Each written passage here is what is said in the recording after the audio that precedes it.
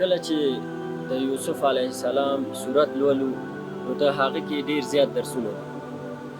یوسف علیه السلام سره ورونو څه ونه کړل.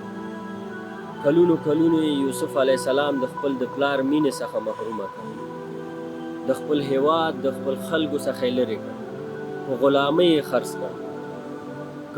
کلونه یوسف علیه السلام د مور مینې څخه لرې، د خپل ورونو څخه یې لرې کړ، حتی د خپل ښار او د خپل هیواد څخه یې لرې کړ.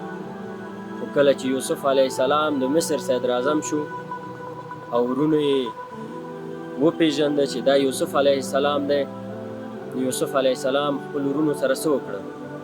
ورته ویلې قالوا لا تثریب علیکم اليوم، تاسو هیڅ ملامتیا نشته، یغفر الله لکم، الله تعالی به تاسو ته بخښنه وکړي او تاسو ته به زه بخښنه وغواړم، وهو ارحم الراحمین، الله تعالی ډېر زیات مهربانه دی. په ده باندې باید موږ فکر وکړو.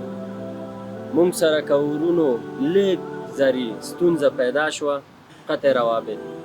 تاسو فکر وکړئ چې یوسف علیه السلام څومره غټه قرباني ورکړې وه، څومره ظلم ورسره شوی، په آخره کې خپل ورونه یې وبخل. آیا دغه درس موږ د یوسف علیه السلام صورت څخه اخیستی دی؟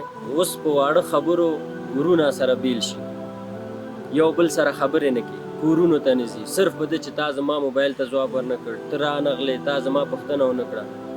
تاسو فکر وکړئ چې په یوسف علیه السلام ورونو څومره ظلم وکړو په ماشومتوب کې، څومره ډېر ظلمونه دا ورونو په ده سره وکړل. حتی بعضې روایت وایي چې 30-40 کاله څومره کلونو د پلار او مور ټولو نه لري وو، په آخر کې ورته چې وي لا تثریب علیکم اليوم، په تاسو باندې هیڅ ملامتیا نشته، نن هیڅ ملامتیا نشته.